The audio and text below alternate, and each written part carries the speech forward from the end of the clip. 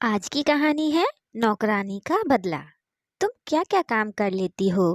केदारनाथ की बड़ी बेटी सुषमा ने उस काम वाली लड़की से पूछा। सुषमा उधमपुर से अपने बाबूजी का हालचाल जानने के लिए यहाँ आई थी। दोनों बेटियों की शादी हो जाने के बाद केदारनाथ अकेले रह गए थे।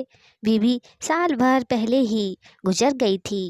बड़ा बेटा जौनपुर में सरकारी अफसर था।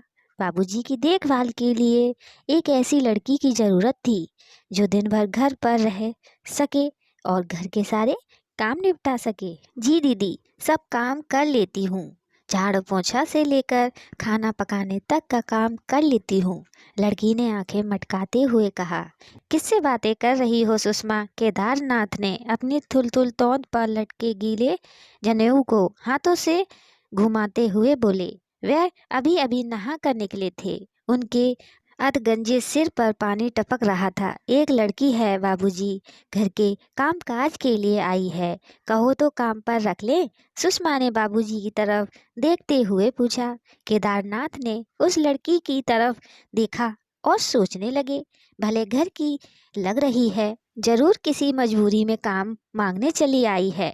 फिर भी आजकल घरों में जिस तरह चोरियां हो रही हैं, उसे देखते हुए पूरी जांच पड़ताल करके ही काम पर रखना चाहिए। बेटी, इससे पूछ कि यह किस जाति की है? केदारनाथ ने थोड़ी देर बाद कहा। अरे, किस जाति की है तू? सुषमा ने बाबूजी की सवाल को दोहराया। मुझे नहीं मालूम, माँ से पूछकर बता दूंगी। वैसे माँ ने मेरा नाम बेला रखा है।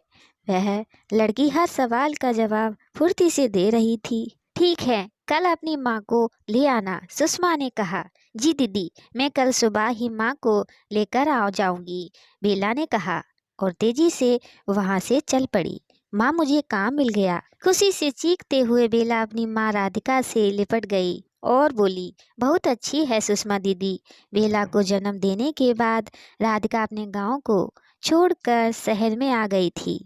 बेला को पालने पोसने में उसे बहुत मेहनत करनी पड़ी थी। उसे दूसरों के घरों की सफाई से लेकर कपड़े धोने तक का काम करना पड़ा था।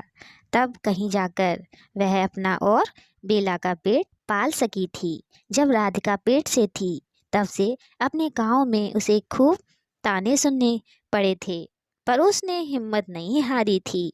वह अपने पेट में खिले फूल को जन्म देने का इरादा कर बैठी थी। अरे, यह किसका बीज अपने पेट में डाल लाई है? बोलती क्यों नहीं करमजली? कम से कम बाप का नाम ही बता दे, ताकि हम बच्चे के हक के लिए लड़ सके। राधिका की माँ ने उसे बुरी तरह पीटते हुए पूछा था। मार खाने के बाद भी राधिका ने अपनी माँ को कुछ नहीं बताया, क्योंकि वह आदमी पैसे वाला था। समाज में उसकी बहुत इज्जत थी और फिर राधिका के पास कोई सबूत भी तो नहीं था। वह किस मुंह से कहेगी कि वह शादीशुदा है, किसी के बच्चे का बाप है? एक तो हम गरीब, ऊपर से बिन ब्याही माँ का कलंक। हम किस किस को जवाब देंगे? किस किस का मुंह बंद करेंगे? राधिका की माँ ने खींचते हुए कहा था। क्या सोचा है तूने, चलेगी सफाई कराने को? माँ ने उसकी चोटी मरोड़ते हुए पूछा था। नहीं माँ, मैं कहीं नहीं जाऊंगी। मैं इस बच्चे को जन्म दूंगी। चाहो तो तुम लोग मुझे जान से मार दो, पर जीते जी मैं इस बेकसूर की हत्या नहीं होने दूंगी, राधिका ने रोते हुए अपनी माँ से कहा था। माँ की बातों से तंग आकर राधिका उसे बिना बताए अपने नाना नानी के पास चली गई और उन्हें सब कुछ बता दिया। राधिका की बातें सुनकर नानी पिघल गई और गांव वालों के तानों को अनसुना कर उसका साथ देने को तैयार हो गई। राधिका की माँ वह नानी यह नहीं जान पाई कि आखिर वह चाहती क्या है, बच्चे को जन्म देने के पीछे उसका इरादा क्या था। माँ, चलना नहीं है क्या? सुबह हो गई है, बेला ने सुबह सुबह माँ को नींद से जगाते हुए कहा। हाँ बेटी, चलना तो है, पहले तू तैयार हो जा, फिर मैं भी तैयार हो जाती हूँ। यह कहकर राधिका झटपट तैयार होने लगी। सुषमा ने दरवाजा खोलकर उन दोनों को भीतर बुला लिया। केदारनाथ अभी तक सो रहे थे। तो तुम बेला की माँ हो? सुषमा ने राधिका की ओर देखते हुए पूछा। जी मालकिन, हम ही हैं, राधिका ने जवाब दिया। तुम्हारी बेटी समझदार तो लगती है, वैसे घर का सारा काम कर लेती है ना? राधिका ने फौरन जवाब दिया। बिल्कुल मालकिन, मैंने इसे सारा काम सिखा रखा है। तो ठीक है, रख लेते हैं। सारा दिन यही रहा करेगी, रात को भले ही अपने घर चली जाए। सुषमा ने बेला को हर महीने 500 रुपये देने की बात तय कर ली। कौन आया है बेटी? सुबह सुबह किससे बात कर रही हो? केदारनाथ जमाई लेकर उठते हुए बोले। कोई नहीं बाबूजी, काम वाली लड़की आई है, उसी से बात कर रही थी, सुषमा ने जवाब दिया। केदारनाथ बाहर निकले तो राधिका के लंबा सा घूंघट निकालने पर सुषमा को अजीब सा लगा। अच्छा तो अब हम चलते हैं, राधिका उठते हुए बोली। तो ठीक है, कल से भेज देना बेटी को। सुषमा ने बात पक्की करके बेला को आने के लिए कह दिया। राधिका ने राहत की सांस ली।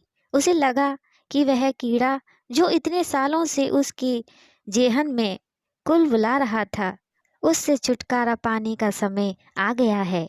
सुषमा को भी राहत मिली कि बाबूजी की देखभाल के लिए अच्छी लड़की मिल गई है।